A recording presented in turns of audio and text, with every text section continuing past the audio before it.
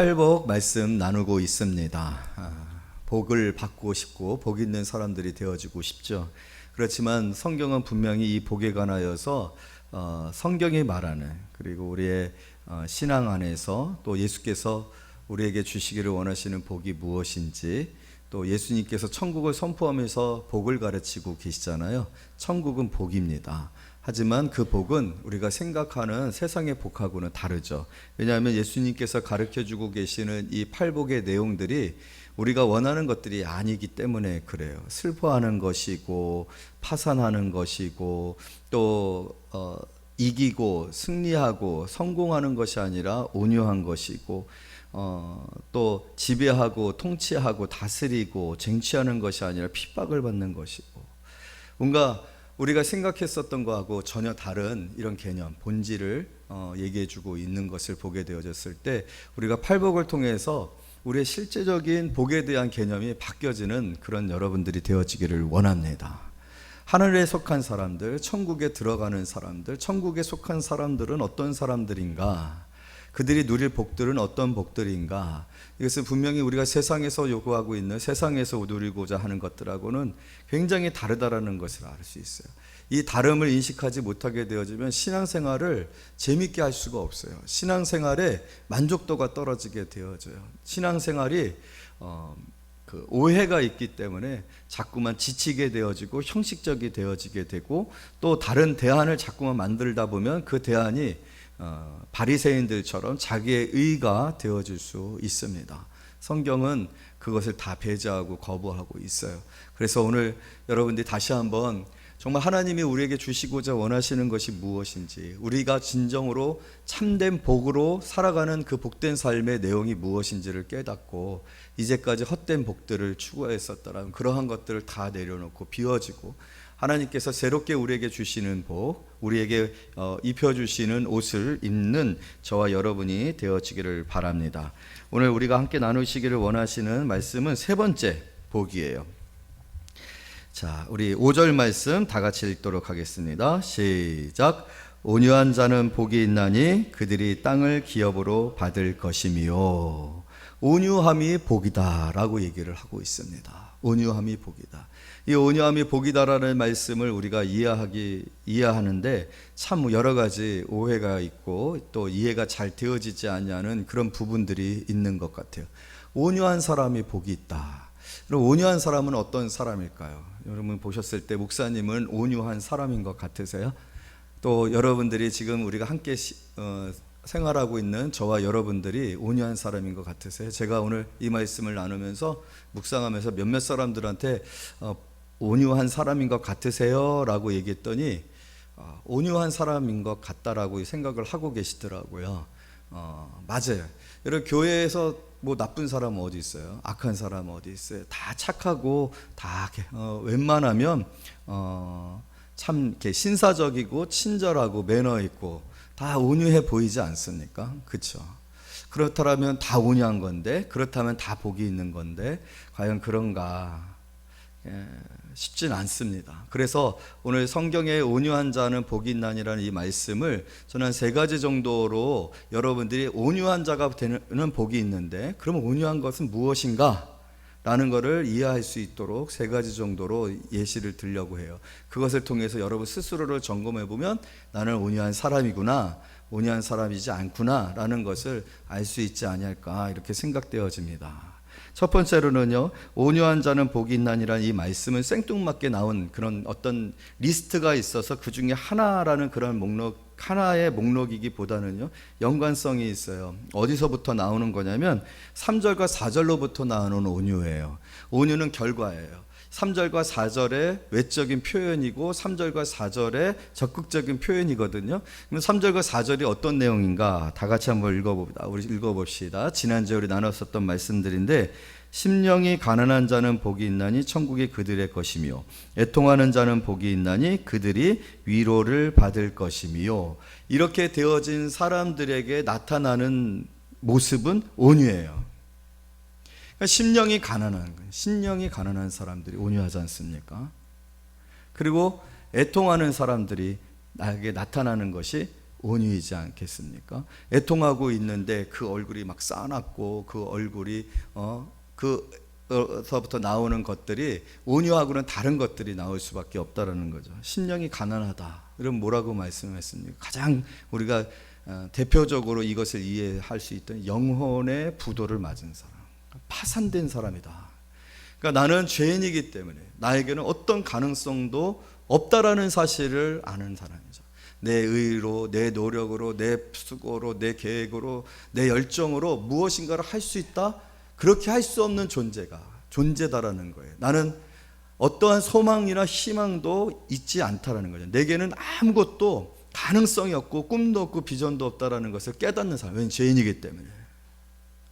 스스로 죄인이라는 생각을 하고 있고 그 죄인의 심각성을 깨달은 사람, 그 죄가 얼마나 저주스럽고 그 죄에서는 어떤 소망도 없고 어떤 희망도 없다라는 것을 아는 사람. 그러니까 영적인 파산을 한 사람이에요. 그러니까 나는 뭘 할 수 있다? 나는 뭘 계획해서 무엇을 이룰 수 있다? 나는 꿈이 있다? 그런 생각을 할 수 있는 것이 아니다라는 거예요. 여러분 이번에 너무 기쁘고 막 좋은 일이 있지 않았습니까? 우리가 포르투갈을 역전하여 이겼단 말이에요. 너무 신났지 않았습니까? 근데 사실 축구 평론가들이 말했을 때 우리가 포르투갈을 이기고 16강에 나갈 수 있는 가능성은 9%다. 9%다. 그런데 우리는 지금 9%도 없다라는 거예요. 우리는 아예 안 된다라는 거예요. 끝났다라는 거예요. 그러한 상태가 바로 심령이 가난한, 영혼의 파산과 부도를 강한 그러한 그 사람들에게서 나올 수 있는 반응, 표정, 성격, 생각들이 바로 온유예요. 거기서부터 나오는 결과가 온유라. 그런 사람들은 온유할 수밖에 없어요. 주장하거나 뭔가를 제시하거나 뭔가를 통제하거나 뭔가를 사람들을 하여금 일으키려고 하는 그런 생각들 자체를 가질 수가 없어요. 온유한 거예요. 그렇기 때문에 자기 스스로에 대한 아주 깊은 절망이 있는 겁니다. 그 절망은 뭐예요? 눈물이죠. 할 수 있는 거는 우는 것밖에는 없어요. 할 수 있는 거는 자신의 이 처지에 한탄하고 탄식하고 우는 거, 상한 심령밖에는 없는 거예요. 그 사람으로부터 나오는 결과가 무엇이겠습니까? 그게 바로 온유인 거예요. 여러분 이번 이 첫 번째 이 결론과 우리가 지금까지 나누었었던 예수님께서 말씀하시는 심령이 가난한 자는 복이 있나니 애통하는 자는 복이 있나니로 말미암아 나오는 외적 증거인 온유한 자는 복이 있나니가 좀 맥락이 이해가 되어지십니까? 그러한 영적 상태에서 생각하고 세상을 바라보고 자신에 대한 어떤 성찰로부터 나온 결론에 이르는 그 모습이 바로 온유인 거예요. 그렇게 생각하면 여러분 질문 드려보겠습니다. 온유하십니까?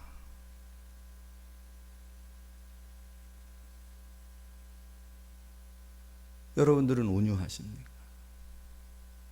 아니면 나는 아직도 뭔가를 가르칠 수 있고 나는 다른 사람들보다 뭔가 탁월하고 뭔가를 할 수 있는 가능성이 내게 있다라고 생각하고 내가 마음만 먹으면 될 수 있어.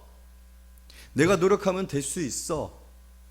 나는 뭔가 할 수 있어 라는 그런 생각을 아직도 내가 하고 있다라면 그 사람은 온유할 수 없습니다. 그건 온유가 아니에요.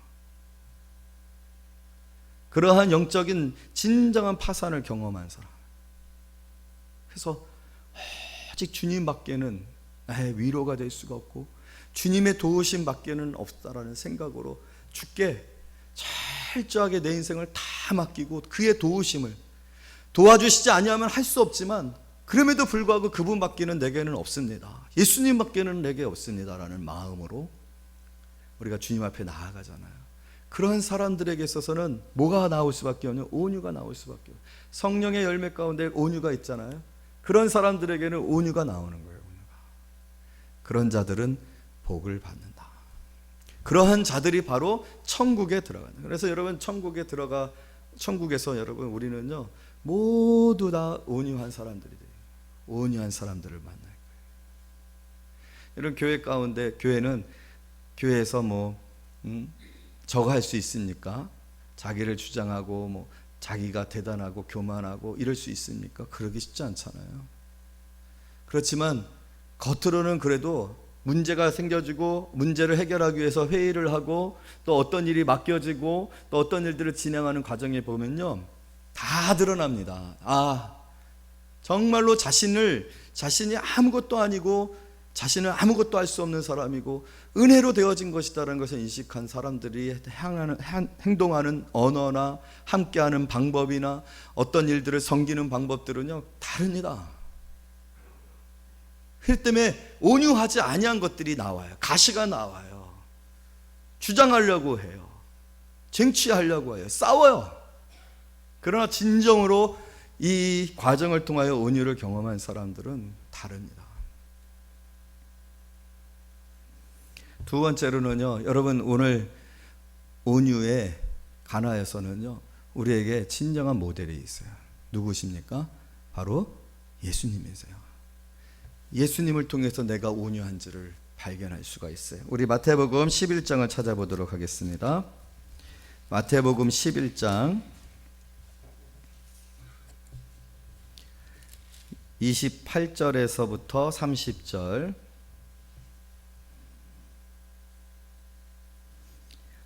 다 같이 읽도록 하겠습니다. 시작.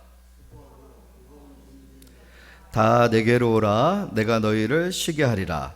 나는 마음이 온유하고 겸손하니 나의 멍에를 메고 내게 배우라. 그리하면 너희 마음이 쉼을 얻으리니 이는 내 멍에는 쉽고 내 짐은 가벼움이니라. 오늘 이 본문의 말씀 우리가 익숙한 말씀이잖아요. 우리가 주님께 나아갈 때 참으로 어떤 위로가 있을지, 주님이 바로 이러한 일들을 위해서 오셨다라는 것을 알잖아요.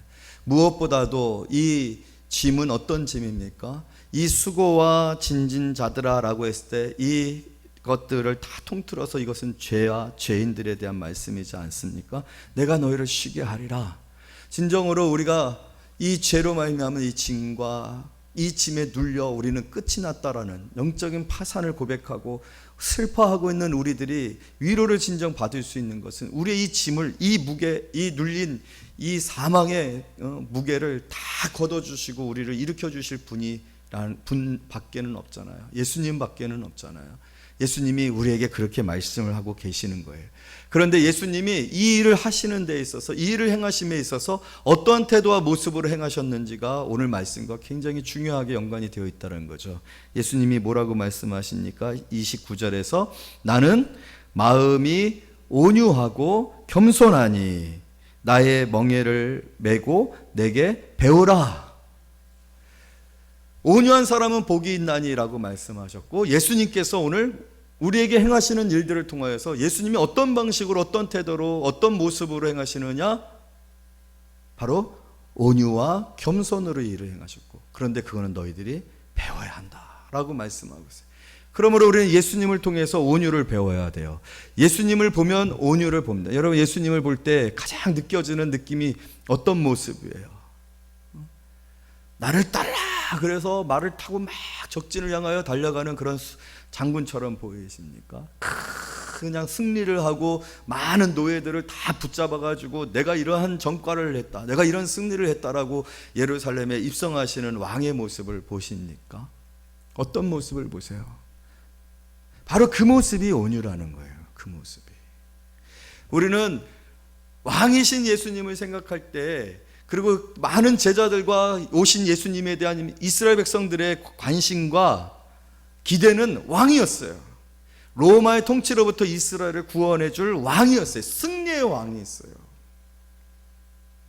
어느 누구도 함부로 손을 놀려서 뭐라고 하지 못할 권위 있고 위엄 있고 힘이 있는 왕이었어요. 그러나 예수님은 어떤 왕이셨어요? 예수님은 예루살렘으로 올라가시면서 보여주셨어요.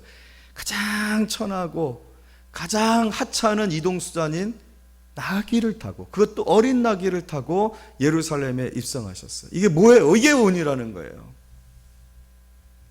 예수님이 행하신 모든 일들을 보세요.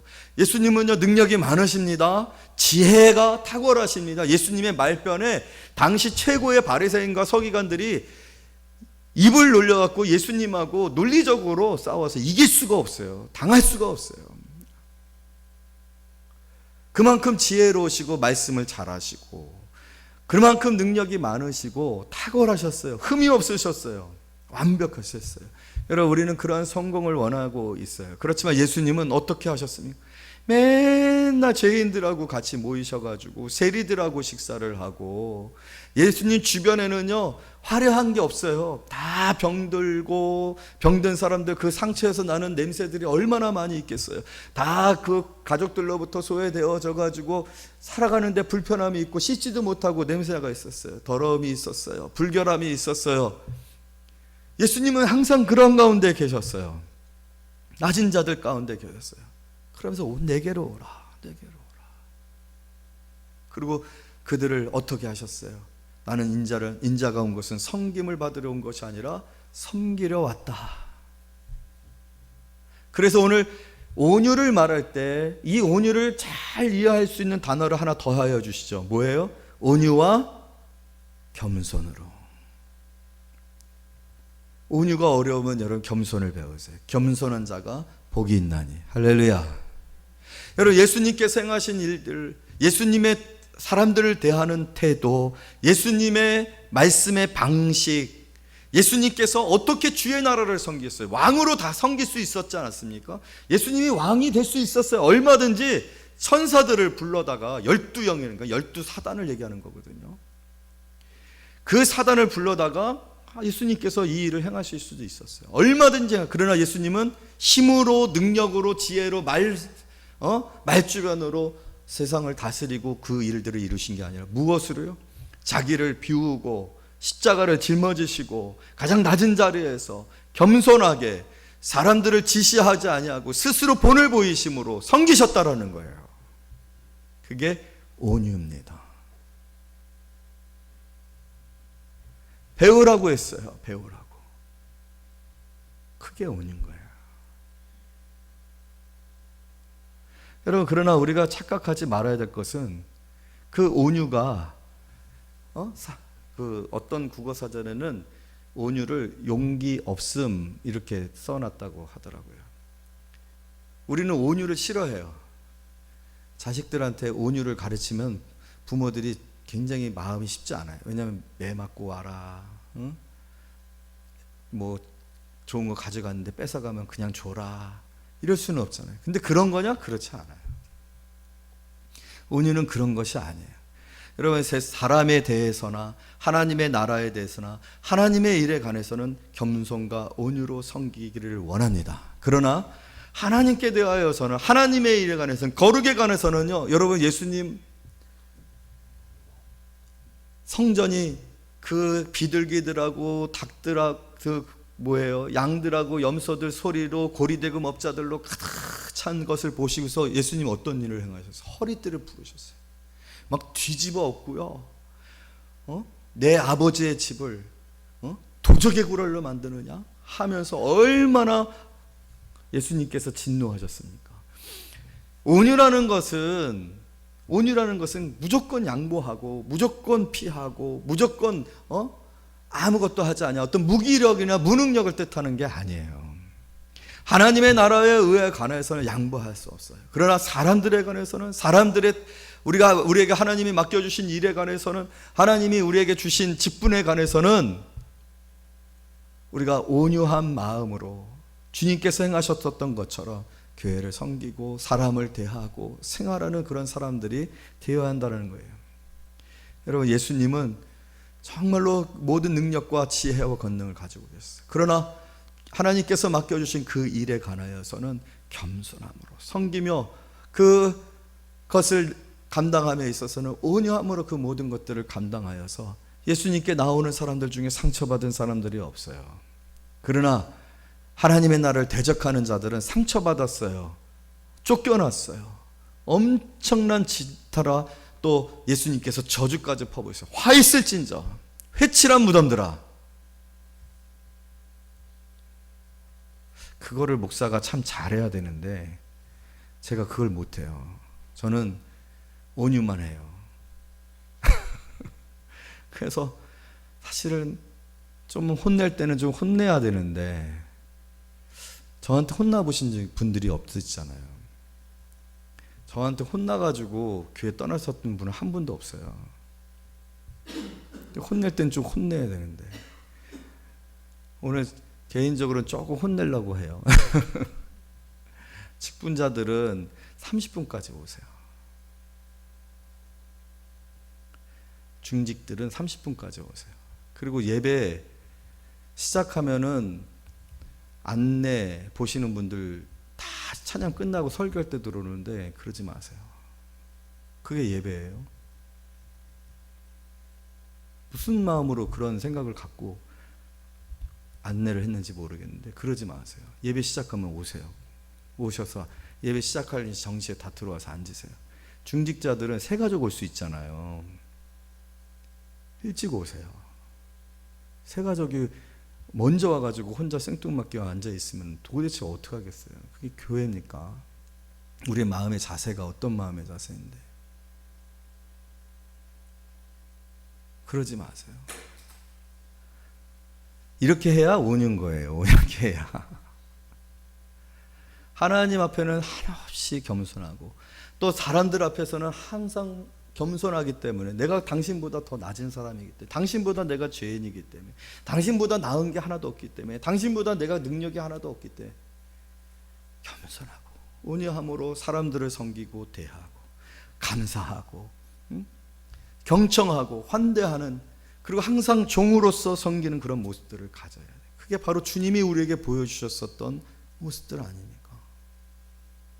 주님이 그 일을 얼마나 기쁨으로 감당하셔서 불평으로 감당하신 게 아니라 그 일을 감당함이 합당함으로 그 일을 감당할 수 있게 되어진 것이 너무나도 기쁨으로 하나님 주님이 그것을 감당하셨던 것처럼 우리가 그렇게 하나님의 나라를 섬기고 그런 자들이 하나님의 나라에 들어갈 수가 있는 거예요. 그러나 하나님께 대하여서는 주의 일에 관해서는 뜨거운 열정이 있으셔야 돼요. 불의에 관하여서는 경건을 해치는 일에 관해서는 우리는 막 화를 들어야 되고 횃불을 들어야 되는 거예요. 아, 그 사람 좋네. 아니요. 좋은 것도 좋지만 아닌 것은 아니에요. 우리 예수님이 그러한 균형이 있었던 거죠. 우선은 모세를 관해서 성경의 기록은요. 모든 사람, 지면에 있는 어떤 사람들보다 온유했다라고 얘기했어요. 그렇지만 여러분 모세 기억나십니까? 첫 번째 십계명 이스라엘 백성들이 금송아지 만들어 놓고 거기서 춤을 추면서 이것이 우리를 애굽에서 구하는 하나님이다 라고 했을 때 모세가요 그 돌판을 들어다가 그 백성들에게 막 던져가지고 깨트리고 그 돌판을 탁 갈아가지고요 다 반역했던 우상 숭배했던 사람들한테 처먹였어요. 하나님의 일에 관해서는 여러분 교회는 거룩한 그런 두려움이 있어야 돼요. 하나님께 드리는 예배에 관해서나 하나님이 내게 주신 직분에 관해서나 하나님의 말씀에 관해서나 그리고 성도들에 관해서는요 우리 안에 그런 거룩한 열정이 있고 뜨거움들이 있어야 돼요. 여러분 세상에 가게문 여는 데 있어서는 30분 늦어요? 30분 사람들 와가지고 물건 사려고 하는 사람들이 기다리고 있으면 그 사람들 기다리게 해요? 아니요. 그 사람들 기다리지 않게 하려고 벌써 일찍부터 들어 나가갖고 식당 문 열고 가게 문 열고 다 그렇게 하잖아요. 회의 있으면은 그 회의를 담당한 그런 담당자이면은 그 회의 직전에 가서 히터 켜놓고 회의 준비 쫙 해놓고 다가 쫙 준비해놓고 했는데 하나님께 예배를 드리는 것에는 왜 이렇게 뒷짐지고 다니는 거예요? 그럼 말도 안 되는 거예요. 왜 우리가 하나님 앞에 이렇게 가증스럽고 경거망덕합니까? 배은망덕합니까? 그러면 안 돼요. 그러지는 않았으면 좋겠어요. 정말 하나님 앞에 행하는 일에 관해서는 하나님의 말씀에 관해서는 정말 어느 누구보다도 우리가 정말 주의하고 또 겸손하고 감사함으로 사실 우리가 그렇게 구원을 받은 사람이라는 사실을 인식하고 있다라면 그렇게 되어줄 수밖에 없거든요. 세상 사람들 앞에 왜 이렇게 잘 보이려고 하면서 세상에서로부터 왜 이렇게 인정받으려고 하면서 하나님 앞에는 왜 이렇게 인정받으려고 하는데 하나에 관심이 없어요. 하나님이 맡겨주신 일에 관해서 다시 한번 여러분들이 온유한 사람들이 되어지실 때 그러나 하나님의 일에 관해서는 뜨겁고 적극적이고 최선을 다하는 그래서 이런 거예요. 그냥 왜 음악을 연주하는 사람들을 보면은 참 이렇게 착하고 겸손하고 막 항상 그런 친구가 하나가 있었거든요. 그런데 뭐 바이올린만 탁 잡으면요 완전히 광기가 바르면 확 이래요. 평소 때는 아니에요, 저는 못해, 아유 괜찮아요, 막 이래요. 그런데 바이올린만 탁 잡으면 막 와 진짜 대단해. 그래서 참 신기하다 그랬거든요. 우리도 마찬가지예요. 온유하세요. 평소 때는 온유하세요. 그러나 주의 일을 하는 관해서는, 기도하는 일에 관해서는, 맡은 바 직분에 관해서는 막 반주할 때는 꽉 치고 이거 뭐지? 첼로 할 때는 꽉 뿡뿡뿡뿡뿡뿡 이러지 마세요. 하느님 앞에 찬양을 하는데 하느님 앞에 찬양할 수 있는 힘있게 최선을 다해서, 그게 온유예요. 그게 온유. 여러분 성경상의 세 번째입니다. 성경상의 온유한 사람들 봅시다. 아브라함, 룻과 더불어서 땅 나눌 때 아브라함에게 기득권이 있었어요. 아브라함이 연장자니까. 그런데 네가 먼저 취하라. 그래서 자기가 좋아하는 땅, 그 에덴과 같은 그 소돔과 고모라를 향하는 땅을 취하잖아요. 그러고 나서 아무것도 없어요. 황무지 아브라함이 취하잖아요. 그게 온유예요. 하나님의 약속을 믿고 내가 무엇을 취하려고 하고 얻으려고 하고 인정받으려고 하고 내게 이익이 되어질 것을 선택하는 게 아니라 하나님을 믿고, 내가 지금 여기서는 손해를 보는 것 같고 피해를 보는 것 같고 이것이 예측되어져요. 계산되어져요. 삶이 고단하겠지요. 물도 없고 풀도 없는 데서 양을 치려고 하면 어떻게 그 양을 쳐나가겠어요. 그러나 하나님을 믿고 동서남북을 바라봐라. 내가 받는 모든 땅을 내게 주리라. 약속의 약속 믿고 그 사실을, 그 현실을 받아들이는 거예요. 그리고 기다리는 거예요. 신뢰하는 거예요. 그게 온유예요. 요셉을 보십시오. 요셉을 보십시오. 참 온유한 사람 아닙니까? 그게 온유예요. 배반을 당하고 환난을 당하고 억울함을 당하고 자기가 누릴 수 있는, 자기가 취할 수 있는, 제기할 수 있는 그런 것들이 있지만 그런 것들을 다 내려놓고 하나님의 뜻대로. 그래서 여러분 그가 이제 뭐가 됐어요? 총리가 됐어요. 형들이 왔어요. 다 죽여버릴 수 있었어요. 그런 권한이 있었어요. 복수할 수 있었어요. 복수하지 않는 게 온유예요. 여기까지 이끄신 것이 하나님이십니다. 할렐루야.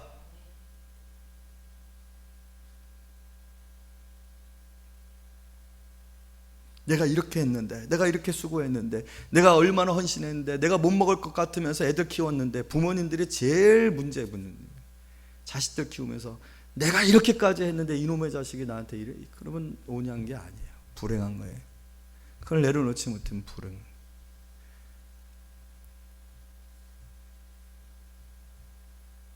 여러분 다윗을 보십시오. 다윗은 너무 불쌍해요. 그 젊은 날 광야에서 살았어요. 광야에서. 사울은 천천히요, 다윗은 만만히요 떴었죠. 군대 장관이 됐죠. 왕과 함께하는 그런 자, 올라갈 때까지 다 올라간 거예요. 그런데 오늘 하루아침에 완전히 그것으로부터 다 쫓겨나가지고 도망을 치게 되었잖아요. 사울이 미쳐가지고. 다윗이 잘못한 게 뭐가 있어요? 아무것도 없어요. 억울해요. 억울하단 말이에요. 누구 때문에. 그래가지고 계속해서 그 젊은 날 좋은 시절 다 갔습니다. 40대까지 그냥 광야에서만 지내게 됐습니다. 철천지 원수 사울이죠. 원수 사울 죽일 수 있는 기회가 생겼네요. 이거를 잘 알고 있는 부하들이 지긋지긋한 거예요. 이 도망치는 세월에. 그러니까 죽여버리자. 거기 표현해보면 목을 따버리십시다 라는 뜻이에요. 처참하게 사울을 죽여버려요. 결정적으로 죽일 수 있는 그런 상황이 됐어요. 그런데 다윗이 죽여야 죽이지 않아요. 그게 온유입니다. 누가 기름 부으신 왕이니까? 하나님이 기름 부으신 왕이니 내가 어찌 그에게 해를 가할 수 있겠느냐? 그게 온유란 말이에요. 여러분 바울은 모든 것을 가진 자로다 라고 했어요. 하지만 복음을 증거하기 위해서는 자기가 가장 낮고 천한 자가 되어도 심지어는 고기도 먹지 않겠다. 자기 민족의 구원을 위해서 내 생명을 바치겠다. 이는 자기는 죄인 중에 괴수니까. 핍박자요, 폭행자요. 만삭되지 아니하고 난 자와 같으니까. 그게 온유예요. 그러한 자들이 들어가는 나라가 하나님 나라인 줄로 믿습니다. 여러분, 천국 아무나 가는 거 아닙니다. 정말 천국은요, 우리의 의로 가는 게 아니에요. 착해서 가는 게 아니에요. 이 엄청난 거룩과 경건이 이루어져야 갈 수 있는 거예요. 그런데 이것이 어떻게 이루어질 수 있습니까? 그게 바로 놀란 거죠. 이렇게 변하지 않냐고, 이렇게 강팍하고, 이렇게 천국에 복에 먼 우리들이 어떻게 주의 나라에 갈 수 있는 거예요? 여러분, 배우시기를 원합니다. 예수님 배우라고 했잖아요. 배우라고 했잖아요. 나의 멍에를 메고, 그러나 나의 멍에는 쉽다라고 해요. 여러분, 왜 쉬웁니까? 우리가 이러한 과정을 통해서 온유한 사람이 되어지면 쉬워요. 왜?